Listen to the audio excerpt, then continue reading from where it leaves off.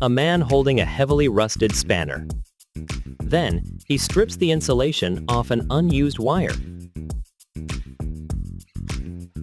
He plans to use this wire to remove the rust from the spanner. He connects the stripped wire securely to the spanner. Then, he dissolves ordinary salt in water.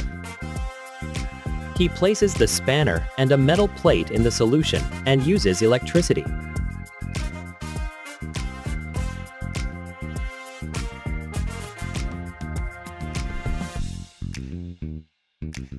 After taking the spanner out of the water and wiping it, most of the rust is gone.